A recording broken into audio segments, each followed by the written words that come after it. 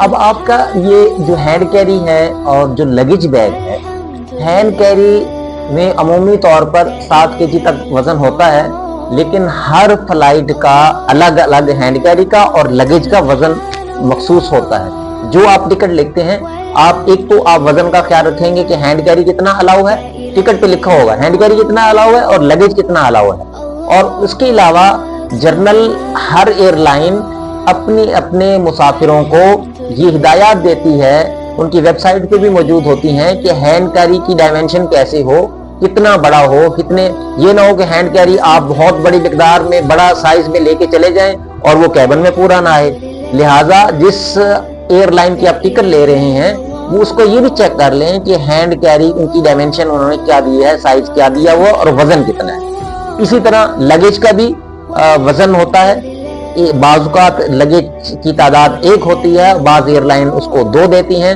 آپ نے جو ٹکٹ لیا ہے اس کو آپ دیکھیں گے کہ آپ کا جو لگیج کا وزن ہے، جو سامان آپ نے جمع کروانا، وہ 1 بیگ ہے یا 2 بیگ ہے۔ پھر انہوں نے اسپیسیفیکیشن کیا دی ہے، وزن کے ساتھ ساتھ ڈائمنشنز بھی دی ہے، کتنا چوڑا ہو، کتنا لمبا ہو، یہ چیزیں بھی بتائی جاتی ہیں۔ اور تمام کے لیے تمام جو انٹرنیشنل رولز ہیں ان کے مطابق آپ میٹل کا کوئی بھی بیگ، لگیج بیگ میٹل کا استعمال نہیں کر سکتے ہیں، اور لوہے کے باکس وغیرہ ہوتے ہیں ہمارے پاس بنے ہوئے، ہم یہ سمجھتے ہیں کہ انٹرنیشنل سفر کرنے کے لیے مناسب ہیں، یہ ٹوٹیں گے نہیں، لیکن الاؤ نہیں ہے۔ آپ پلاسٹک کا، لیدر کا یا کوئی بھی فائبر کا بنا ہوا آپ بیگ استعمال کر سکتے ہیں۔ اور پھر آپ اس کو حفاظت کے لیے ریپنگ کروا لیں، رسیوں سے نہیں باندھا جا سکتا۔ عمومی طور پر بیگز کو رسیوں سے باندھ دیا جاتا ہے، تو بین الاقوامی سطح پر یہ الاؤ نہیں ہے سفر کرنے کے لیے۔ اسی طرح ایسا بیگ آپ استعمال کرتے ہیں، عمومی طور پر ہمارے ہاں کپڑے والے بیگ استعمال ہوتے ہیں، اب اس میں جب ہم سامان ڈالتے ہیں تو مختلف شیپس اختیار کر جاتے ہیں، تو ایسے بیگ بھی الاؤ نہیں کیے جاتے۔